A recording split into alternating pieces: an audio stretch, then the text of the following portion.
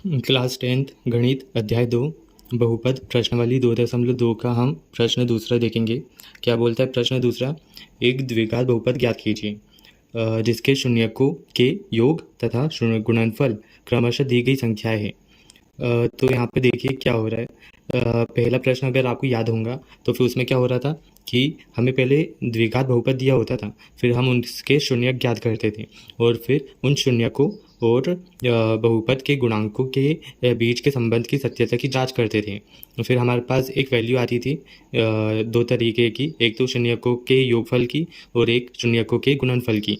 तो फिर अब यहाँ पर दूसरे प्रश्न में इसका उल्टा कर दिया है। हमें शून्यकों का योगफल दिया हुआ है और शून्यकों का गुणनफल, और वो क्या बोल रहा है कि द्विघात बहुपद ज्ञात कीजिए, मतलब एकदम उल्टा हो गया है। तो फिर देखिए इसे हम कैसे करेंगे। हम सबसे पहला प्रश्न देखते हैं, कौन सा? 1/4 और ऋण 1। इसमें आप ये भी समझ लीजिए कि इसमें शून्यकों का योगफल कौन सा है और गुणनफल कौन सा है। देखिए प्रश्न क्या बोला, जिसके शून्यकों के योग तथा गुणनफल क्रमशः, मतलब क्रमशः यानी एक के बाद एक, मतलब शून्यकों का योग पहला होगा, मतलब शून्यकों का योग क्या है, ये 1/4 है, और गुणनफल क्या होगा, ये ऋण 1 है। इतना आप समझ लीजिएगा। अब हम पहला प्रश्न करते हैं। देखिए इसमें किस प्रकार से करेंगे हम।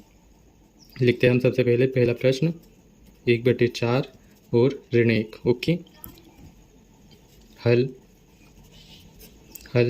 दिया है, क्या दिया है अपन को? दिया है शून्यकों का योग, शून्यकों का योगफल कितना दिया हुआ है? शून्यकों का योगफल को हम कैसे लिखते हैं? Alpha plus beta. Okay, alpha plus beta कितना दिया हुआ है, इसे थोड़ा लंबा कर लेते हैं। क्या है? 1/4 है। ओके, और शून्यकों का गुणनफल, शून्यकों का गुणनफल से आपको क्या समझ में आ रहा है? अल्फ़ा इंटू बीटा, मतलब गुणा हो रहा है। बराबर से ये कितना दिया हुआ है? ऋण 1। ओके, अब आगे देखिए। अब हमें ना आगे मानना है, क्या मानेंगे हम? माना द्विघात बहुपद, माना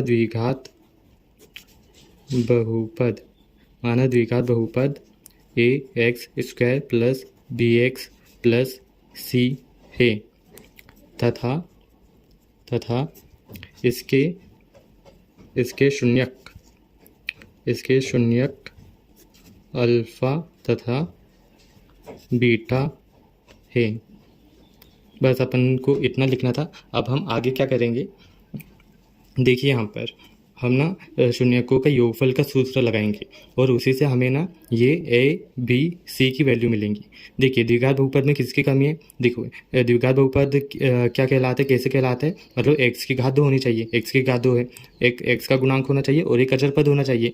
ये तीनों चीज़ें हैं, लेकिन इसमें हमारे पास a b c की वैल्यू नहीं है। तो ये a b c की वैल्यू हम कहाँ से निकालेंगे? ये जो शून्यकों का योगफल का सूत्र हम पहले वाले प्रश्न में करते थे ना, ऋण x का गुणांक बटे में x² का गुणांक, और गुणनफल का क्या सूत्र था? अचर पद के बटे में x² का गुणांक।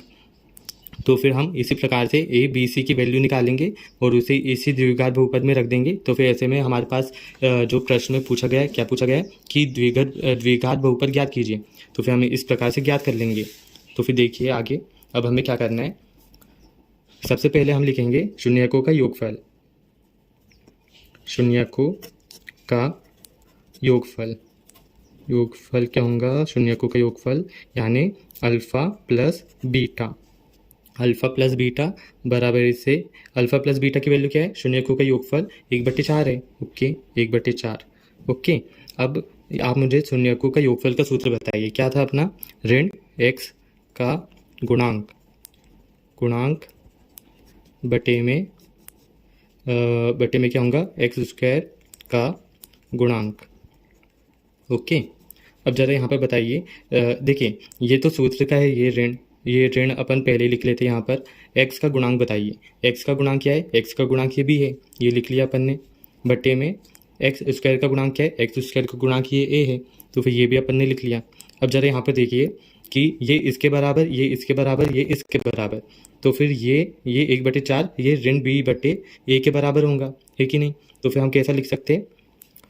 इसे और अच्छे से लिखेंगे तो 1 के बट्टे में 4 बराबरी से ऋण b के बट्टे में ए।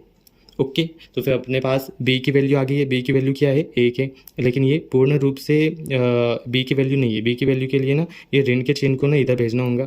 तो फिर क्या हो जाएगा? बी बटे ए बराबर इसे ये ऋण 1 हो जाएगा। ये इसका चिन्ह इस तरफ जाएगा तो ये ऋण 1 हो जाएगा। और बटे में ए की वैल्यू कितनी? 4 की 4 जैसे की वैसे रहेंगी। ओके, तो फिर अब अपन ने ए की वैल्यू निकाली। ए की वैल्यू कितनी है? 4 है। और बी की वैल्यू कितनी है? बी की वैल्यू है ऋण 1। ओके, यहाँ तक कि हमारा काम खत्म हो चुका है। अब हमें सिर्फ सी की वैल्यू निकालनी। सी की वैल्यू हम शून्यकों के गुणनफल के सूत्र से निकालेंगे। तो फिर देखते हैं हम आगे। यहाँ पे लिख लेते शून्यकों का गुणनफल। शून्यकों का गुणनफल क्या आएगा? अल्फ़ा इंटू बीटा बराबर से अल्फ़ा इंटू बीटा का मान क्या है? देखिए ज़रा ऊपर, अल्फ़ा इंटू बीटा का मान है ऋण 1। ये आपको ऋण दिख रहा है। अब हम यहाँ पर ऋण 1 लिख लेंगे। अब देखिए, इसके बटे कुछ नहीं है तो इसके बटे में 1 होगा। ओके, अब वो सूत्र लिखिए शून्यकों के गुणनफल का। शून्यकों के गुणनफल का सूत्र होता है अचर पद के बटे में एक्स स्क्वायर का गुणांक। तो फिर बराबर इससे क्या आ जाएगा? अचर पद क्या है? देखिए यहाँ पर अचर पद है सी। ओके, अचर पद सी लिख लिया। और एक्स स्क्वायर का गुणांक क्या है? एक्स स्क्वायर का गुणांक है ए। तो फिर हम यहाँ पर ए भी लिख लेते हैं। और अभी मैंने क्या बोला था? ये इसके बराबर, तो फिर ये इसके बराबर होगा। तो फिर हम ऋण 1 बट्टे 1 बराबर इसे सी के बटे में ए लिख सकते हैं। ओके, अब ज़रा यहाँ पर आप एक चीज़ समझिए। सबसे पहले अपन ने ए बी की वैल्यू निकाली थी। बी की वैल्यू तो चलो भाई बढ़िया अच्छी, 1 ऋण 1 आ गई। लेकिन ये ए की वैल्यू यहाँ पर 4 आ रही है और यहाँ पर ए की वैल्यू 1 आ रही है। तो फिर यहाँ पर थोड़ा सा समस्या उत्पन्न हो रही है। लेकिन ना अगर हम ये जो ऋण 1 बटे 1 है इसे हम क्या ऐसे लिख सकते हैं? ऋण 4 के बटे में 4 बराबर से सी के बटे में ए। अब बताइए मैंने ऐसा क्यों लिखा? देखिए, अगर हम ऋण 4 के बटे में 4 लिखते हैं ना तो फिर हमारी समस्या का हल हो जाता है। क्या कि यहाँ पर ए की वैल्यू 4 आ रही थी और यहाँ पर भी ए की वैल्यू 4 आ रही है। और अपन ने ना कुछ गलत नहीं किया है। अगर हम ये 4 से ये 4 को काट देंगे तो वापस हमारे पास पुनः ये वाली स्थिति मिल जाएंगी। मतलब ऋण 1 बटे 1 मिल जाएगा, है कि नहीं? तो फिर अपन ने कुछ भी गलत नहीं किया है, सब कुछ नियमों के अनुसार लिखा है। तो फिर यहाँ पर हम ए की वैल्यू क्या ले लेते हैं? 4। और सी की वैल्यू कितनी है? ऋण 4। ओके, सी की वैल्यू ऋण 4। अब हम द्विघात बहुपद लिख लेते हैं। द्विघात बहुपद में ए बी सी का मान रखने पर क्या आएगा? अतः द्विघात बहुपद क्या था? A x square plus b x plus c में ए बी सी का मान रखने पर ओके, तो क्या हो जाएगा? यहाँ पर ए की वैल्यू कितनी है? 4 है, ये 4 रख दिया। एक्स की वैल्यू कितनी है? मतलब सॉरी, एक्स स्क्वायर तो जैसा का वैसा रहेगा। प्लस बी की वैल्यू बताइए। बी की वैल्यू है यहाँ पर ऋण 1। ओके, ऋण 1 लिख लेते हैं। ऋण 1 उसके साथ एक्स लगा हुआ है, लिख लिया। धन सी की वैल्यू कितनी है? ऋण 4 है। ओके, अब इसे हम अच्छे से लिखेंगे तो क्या आ जाएगा? 4x square minus x minus 4। यही अपना आंसर रहेगा। मतलब यही अपना द्विघात बहुपद है। बस हमें इतना ही करना था। क्या दिए हुए अपन को? दिया है शून्यकों का योगफल। शून्यकों का योगफल कितना है? योगफल यानी अल्फ़ा प्लस बीटा बराबर से कितना आ जाएगा? करनी 2। ओके, और शून्यकों का गुणनफल कितना है? अल्फ़ा इंटू बीटा बराबर से है 1/3। ओके, अब हम क्या लिखेंगे? माना द्विघात बहुपद ए एक्स स्क्वायर धन बी एक्स धन सी तथा इसके शून्यक अपन मान लेते अल्फ़ा और बीटा। ओके, तो अब हम आगे क्या करेंगे, शून्यकों का योगफल लिखेंगे। शून्यकों का योगफल क्या आएगा, अल्फ़ा प्लस बीटा बराबरी से क्या दिया इसका मान, अल्फ़ा प्लस बीटा का करनी दो। ओके, और इसका सूत्र क्या होता है, ऋण एक्स का गुणांक ऋण एक्स का गुणांक के बटे में एक्स स्क्वायर का गुणांक। ओके, अब देखिए यहाँ पर ऋण तो सूत्र का रहेगा, एक्स का गुणांक क्या है, एक्स का गुणांक है बी बटे में एक्स स्क्वायर का गुणांक कितना है ए, ये लिख लिया। ये इसके बराबर तो ये इसके बराबर होगा, इसके नीचे कुछ नहीं तो एक होगा। इसे करनी 2 के बटे में 1 लिख लेते बराबरी से ऋण बी के बटे में क्या ए। इसे इस बी के जो चिन्ह है ऋण, इसे उस तरफ भेजेंगे तो क्या हो जाएगा, बी के बटे में ए बराबर से ये इसका चिन्ह इधर चला गया तो ऋण करनी 2 के बटे में 1। इसे ना अभी ज़रा ऐसे ही रखें, इसका रीज़न मैं अभी आपको थोड़ी देर में बताता हूँ, इसके लिए थोड़ी सी जगह भी छोड़ देना। आगे लिखते हैं हम शून्यकों का गुणनफल। शून्यकों का गुणनफल क्या है, अल्फ़ा इंटू बीटा। इसका मान क्या है, इसका मान है अपना, देखिए यहाँ पर 1/3। ओके, 1/3 लिखेंगे हम, और इसका सूत्र क्या था, अचर पद के बटे में एक्स स्क्वायर का गुणांक। ओके, अब ज़रा यहाँ पे देखिए, अचर पद क्या है, सी है, और एक्स स्क्वायर का गुणांक कितना है, ए है। ये इसके बराबर तो ये इसके बराबर, तो फिर हम यहाँ पर लिख लेते हैं 1/3 बराबरी से सी अपॉन ए। अब मैं यहाँ पर क्या आपको बताना चाह रहा था, देखिए यहाँ पर आ रहा है ए का मान 3 और यहाँ पर ए का मान 1, तो फिर यहाँ पर समस्या उत्पन्न हो रही है। तो फिर हम यहाँ पर क्या करेंगे, हमें यहाँ पर भी ए का मान, या फिर यहाँ पर ए का मान 1 कर लीजिए इसके जैसा, या फिर इसके जैसा, जैसे यहाँ पर 3 आ रहा है तो यहाँ पर इसका मान 3 कर लीजिए।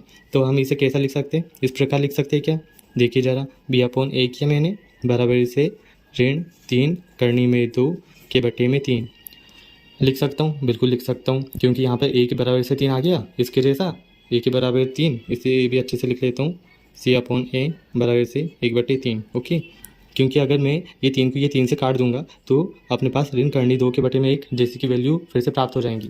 तो फिर आप देखिए यहाँ पर यहाँ से हमारे पास बी की वैल्यू कितनी आ गई, बी की वैल्यू आ गई ऋण 3 करनी में 2, और ए की वैल्यू कितनी है 3। ओके, यहाँ पर ए की वैल्यू कितनी है 3, और यहाँ पे सी की वैल्यू 1। अतः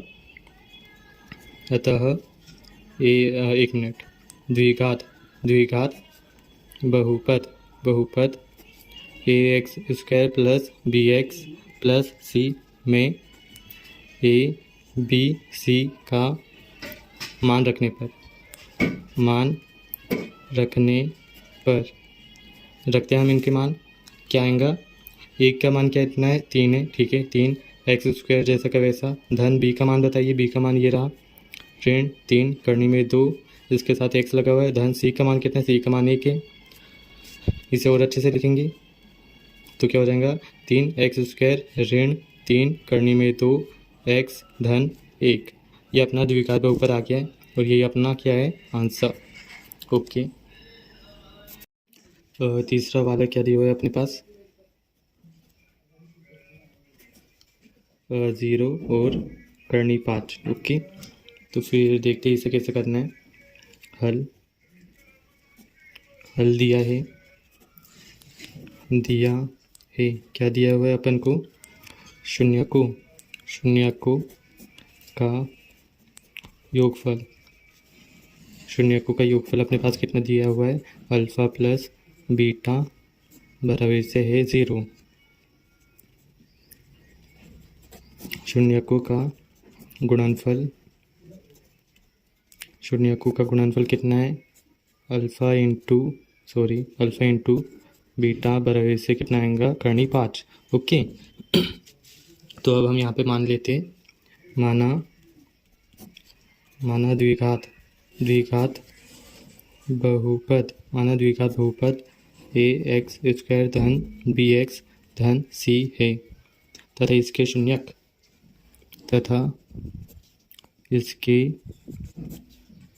शून्यक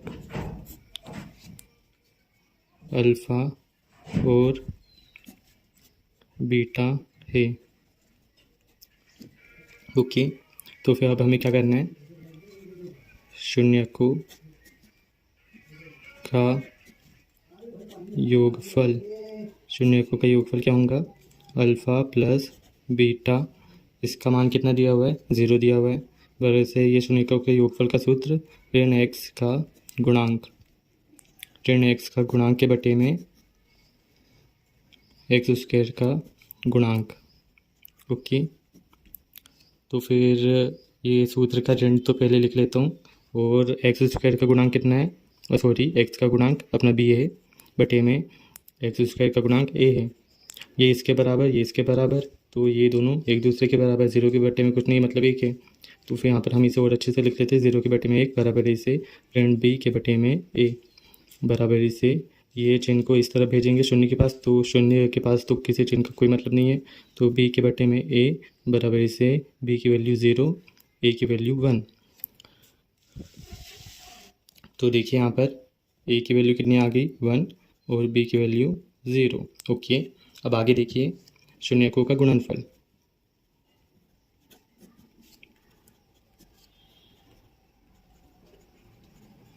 शून्यकों का गुणनफल क्या आएगा, अल्फ़ा इंटू बीटा बराबर से क्या आएगा, क्या है इसकी वैल्यू, देखिए अल्फ़ा इंटू बीटा है करनी 5 लिख दिया अपन ने, इसके बटे में कुछ नहीं मतलब 1 है, बराबर से अचर पद के बटे में एक्स स्क्वायर का गुणांक बराबर से क्या आएगा, अचर पद क्या है, अचर पद यहाँ पे देखिए, अचर पद है अपना सी, लिख दिया बटे में एक्स स्क्वायर का गुणांक ए है, ये लिख दिया। अब यहाँ पर ज़रा समझिए कि ये अगर इसके बराबर, ये इसके बराबर, तो ये दोनों एक दूसरे के बराबर होंगे। इसे लिख देता हूँ मैं अच्छे से, करनी 5 के बटे में 1 बराबर इसे सी अपॉन ए। इसे और अच्छे से लिखेंगे तो सी अपॉन ए बराबर से करनी 5 के बटे में 1, और यहाँ पर ए की वैल्यू कितनी आ गई, 1, और सी की वैल्यू करनी 5। अतः द्विघात बहुपद ए एक्स स्क्वायर धन बी एक्स धन सी में ए बी सी का मान रखने पर क्या हो जाएगा, पहले मैं इस द्विघात बहुपद को एक बार लिख लेता हूँ, धन सी, ए की वैल्यू बताइए, एक है मतलब एक को तो लिखा नहीं जाता, धन बी की वैल्यू बताइए, बी की वैल्यू क्या है, ये रही ऊपर, बी की वैल्यू 0, कोष्टक में लिखते इसे, इसके साथ एक्स लगा देते, धन सी की वैल्यू करनी 5। ओके। अब इसे और अच्छे से लिखेंगे तो कैसा हो जाएगा, एक्स स्क्वायर, ये 0 का गुणा एक्स में होगा तो 0, धन करनी 5, और यही अपना आंसर है। शून्यकों का योगफल। ओके। योगफल क्या दिया हुआ है अपन को, alpha plus beta. Okay. Alpha plus beta का मान कितना है, 1 है, और शून्यकों का गुणनफल। ओके। गुणनफल, शून्यकों का गुणनफल कितना है, अल्फ़ा इंटू बीटा, इसका मान भी अपने को 1 दिया हुआ है। अब हम आगे क्या लिखेंगे, माना द्विघात बहुपद ए एक्स स्क्वायर धन बी एक्स धन सी है, जिसके शून्यक अल्फ़ा और बीटा है। ओके। अब हमें क्या करना है, शून्यकों का योगफल लिखना है। शून्यकों का योगफल, योगफल क्या होगा? शून्यकों का योगफल यानी अल्फ़ा प्लस बीटा बराबर से इसकी वैल्यू कितनी है? 1 है। ओके, इसके बट्टे में कुछ नहीं तो 1 बराबर से क्या आएगा? सूत्र लगाएंगे हम, ऋण x का गुणांक, ऋण x का गुणांक के बटे में एक्स स्क्वायर का गुणांक। ओके, अब देखिए ये सूत्र का ऋण जैसा का वैसा, x का गुणांक क्या है? x का गुणांक b है, लिख लिया अपन ने, बटे में एक्स स्क्वायर का गुणांक a है, ये भी लिख लिया। ये इसके बराबर, ये इसके बराबर, तो ये दोनों एक दूसरे के बराबर होंगे। तो ये अपन ने 1/1 इक्वल्स टू ऋण b अपॉन ए लिख लिया। इसे और अच्छे से लिखेंगे, ये b के साथ जो चिन्ह है इसे इस तरफ भेजेंगे तो क्या हो जाएगा? b अपॉन ए बराबर से ऋण 1 के बटे में 1। ओके, तो फिर a की वैल्यू कितनी आ गई? 1 और b की वैल्यू ऋण 1। अब हम क्या करेंगे? शून्यकों का गुणनफल लिखेंगे। शून्यकों का गुणनफल, गुणनफल ओके, शून्यकों का गुणनफल क्या आएगा? अल्फ़ा इंटू बीटा बराबर से 1, इसके बटे में कुछ नहीं है मतलब 1 बराबर से अचर पद, अचर पद के बटे में एक्स स्क्वायर का गुणांक, एक्स स्क्वायर का गुणांक बराबर से अचर पद क्या है? अचर पद क्या होता है? जिसके साथ x की वैल्यू नहीं लगी होती, मतलब x वाला पद नहीं होता है। ये हो गया अपना c और एक्स स्क्वायर का गुणांक यानी a। ओके, अब आगे देखते हैं। ये इसके बराबर, ये इसके बराबर, तो ये दोनों एक दूसरे के बराबर, तो 1 के बटे में 1 बराबरी से c अपॉन a। इसे कुछ और अच्छे तरीके से लिखने की ज़रूरत नहीं है, इसलिए अपन जैसे का वैसा रहने देते हैं। c की वैल्यू 1 और a की वैल्यू 1। अब a का मान कितना आ गया आपके पास? 1 आ गया, और c का मान भी 1 आ गया। तो अब हम अतः द्विघात बहुपद, द्विघात बहुपद ए एक्स स्क्वायर धन बी एक्स धन सी में ए बी और सी का मान रखने पर, मान रखने पर क्या हो जाएगा? यहाँ पे देखिए ए एक्स स्क्वायर धन बी एक्स धन सी, एक की वैल्यू कितनी है? 1 है, जिसे लिखने की कोई ज़रूरत नहीं है। बी की वैल्यू भी 1 है, ऊपर सॉरी -1 है। ठीक है, तो फिर इसे लिखना पड़ेगा ऋण 1 एक्स धन सी की वैल्यू 1। तो फिर अब क्या आ जाएगा अपने पास? अब इसका मान आएगा एक्स स्क्वायर माइनस एक्स धन 1, और यही अपना आंसर होगा, मतलब द्विघात बहुपद। पांचवा देखिए क्या है, हल दिया है, क्या दिया हुआ है अपन को? शून्यकों का योगफल, शून्यकों का योगफल। ओके, अल्फ़ा प्लस बीटा बराबर से क्या आ जाएगा? ऋण 1/4। ओके, और शून्यकों का गुणनफल, शून्यकों का गुणनफल, शून्यकों का गुणनफल यानी अल्फ़ा इंटू बीटा, ये इसकी वैल्यू 1/4 है। तो फिर आगे हम क्या लिखेंगे? माना द्विघात बहुपद, माना द्विघात बहुपद ए एक्स स्क्वायर धन बी एक्स धन सी है तथा इसके शून्यक, इसके शून्यक अल्फ़ा और बीटा है। तो अब हम क्या करेंगे? शून्यकों का योगफल, शून्यकों का योगफल। ओके, यहाँ पर लिखा अल्फ़ा प्लस बीटा, इसकी वैल्यू कितनी है? ऋण 1/4 है, ऋण 1/4, और इसे आप सूत्र लगाएंगे, ऋण एक्स का गुणांक बटे में एक्स स्क्वायर का गुणांक। तो देखिए अब ऋण सूत्र का ही रहेगा, तो ये इसे यहाँ पे लगा दीजिए। x का गुणांक कितना है? x का गुणांक है अपना b, ये लिख दिया, बटे में एक्स स्क्वायर का गुणांक है a। ये इसके बराबर, ये इसके बराबर, तो ये दोनों एक दूसरे के बराबर। तो फिर अब हम इसे लिखते हैं ऋण 1/4 बराबर से ऋण b के बटे में a। ये ऋण ऋण का धन हो जाएगा। बराबर से अच्छे से लिखेंगे तो b के बटे में a बराबर से b की वैल्यू 1 और a की वैल्यू 4। a की वैल्यू कितनी आ गई अपने पास 4 और b की वैल्यू 1। अब हम शून्यकों का गुणनफल देखेंगे। शून्यकों का गुणनफल, शून्यकों का गुणनफल क्या होगा? अल्फ़ा इंटू बीटा बराबर से इसका मान कितना है यहाँ पर देखिए 1/4 है, तो फिर हम यहाँ पर भी लिख लेते हैं 1/4। पर ऐसे इसका सूत्र क्या होगा? अचर पद के बटे में x² का गुणांक और बराबर से अचर पद क्या होगा अपना c होगा, मतलब जिसके साथ x नहीं लगा हुआ है, ये लिख दिया अपन ने। और x² का गुणांक a है।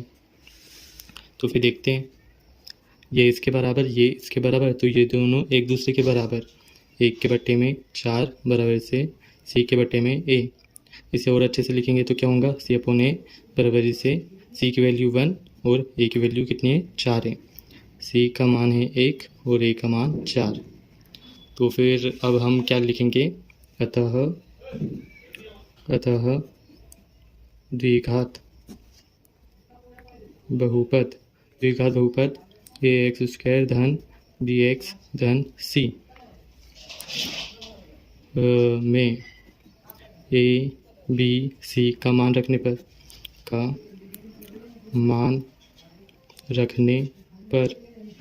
क्या हो जाएगा? ax² धन bx धन c। a का मान कितना है? a का मान 4 है, ओके, इसके साथ x² लगा हुआ है। b का मान कितना है? यहाँ पे देखिए b का मान 1 है, यानी लिखने की ज़रूरत नहीं है। धन c का मान भी 1 है। ये ही अपना द्विघात बहुपद होगा, ओके।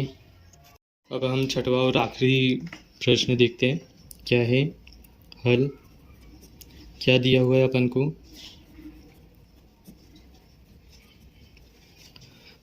शून्यकों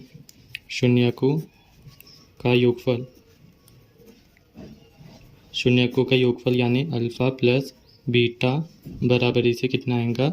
4, ओके।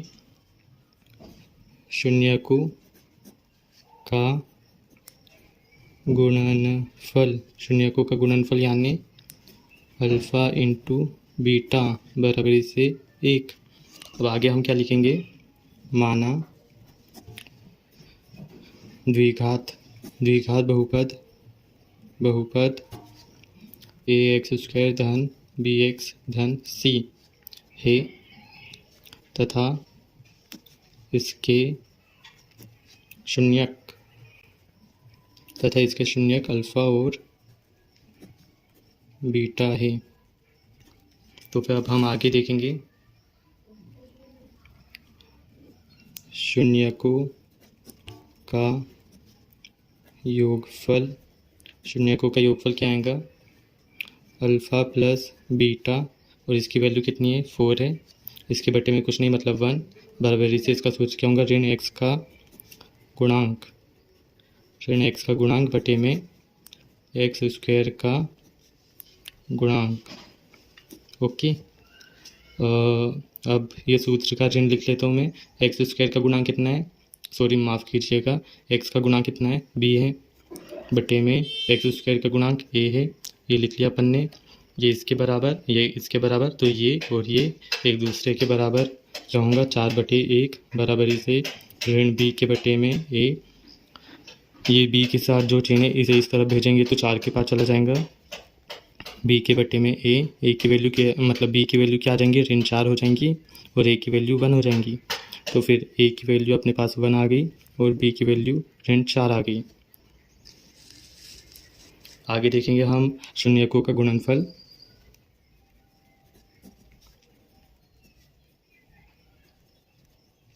शून्यकों का गुणनफल क्या होगा? अल्फ़ा इंटू बीटा बराबरी से क्या है इसका मान? ऊपर देखेंगे 1, ओके, 1 लिख लिया अपन ने, इसके नीचे कुछ नहीं मतलब 1। इसका सूत्र क्या था? अचर पद के बटे में एक्स स्क्वायर का गुणांक। ओके, बराबर इससे क्या होगा? अचर पद क्या है? सी बटे में एक्स स्क्वायर का गुणांक क्या है? एक्स स्क्वायर का गुणांक अपना ए है। ये इसके बराबर, ये इसके बराबर, तो ये दोनों एक दूसरे के बराबर। तो 1 के बटे में 1 बराबर से सी के बटे में ए बराबर से क्या हो जाएगा? सी के बटे में ए लिखा मैंने, और यहाँ पर 1 के बटे में 1, सी की वैल्यू 1 प्राप्त हो गई अपन को, सी बराबर से 1 और ए बराबर से 1। तो फिर अब हम लिखेंगे अतः ए एक्स स्क्वायर धन बी एक्स धन सी में ए बी सी का मान रखने पर क्या हो जाएगा? ए एक्स स्क्वायर धन बी एक्स धन सी। ए की वैल्यू कितनी है? 1 है, 1 को लिखते नहीं, एक्स स्क्वायर जैसे का वैसा। धन बी की वैल्यू कितनी है? बी की वैल्यू देखिए ऋण 4 दी हुई है, तो फिर हम इसे लिख लेते हैं ऋण 4, एक्स लगा लेंगे, धन सी की वैल्यू 1, इसे और अच्छे से लिखेंगे तो क्या हो जाएगा? एक्स स्क्वायर ऋण 4x धन 1, और यही अपना आंसर हो जाएगा। आंसर यानी ये अपना द्विघात बहुपद।